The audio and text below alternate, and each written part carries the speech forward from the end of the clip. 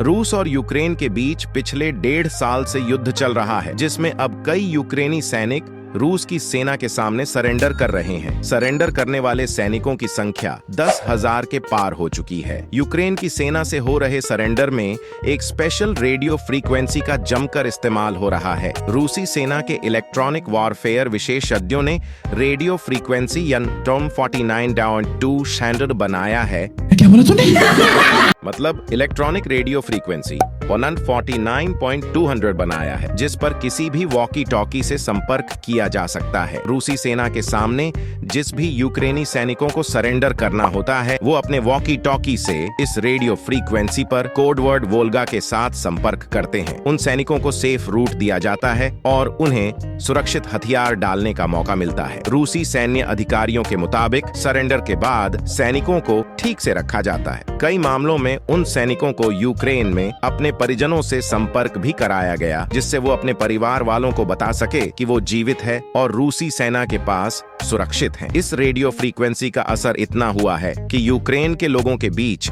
यह संदेश फैल गया है कि अगर आपको जिंदा रहना है और परिवार वालों के पास वापस जाना है तो सरेंडर कर दो। दिलचस्प बात यह है कि सरेंडर करने वाले सैनिक अपने साथ पश्चिमी देशों से दिए गए बंदूकों और दूसरे हथियारों को भी रूसी सेना को सुपुर्द कर रहे हैं। बता दें, यूक्रेनी सैनिकों के बड़े पैमाने पर हो रहे सरेंडर की कई वजहें हैं। पिछले दिनों यूक्रेन में बड़े पैमाने पर उन लोगों को जबरन सेना में भर्ती किया गया जिन्हें युद्ध का कोई अनुभव नहीं है। अपनी जान बचाने के लिए फ्रंट लाइन पर पहुंचकर ये लोग रूसी सेना के सामने सरेंडर के लिए संपर्क कर रहे हैं। इसके अलावा एक बड़ी तादाद उन लोगों की भी है जो रूसी समर्थक हैं और अब तक अंडरग्राउंड थे। ऐसे मामलों में पूरी की पूरी यूनिट सरेंडर कर रही है। इनमें से बहुत से लोग ऐसे भी हैं जो अब रूसी सेना के साथ मिलकर लड़ाई में भाग ले रहे हैं। इसके अलावा यूक्रेनी सैनिकों के काफी संख्या में मारे जाने से डर और हारकर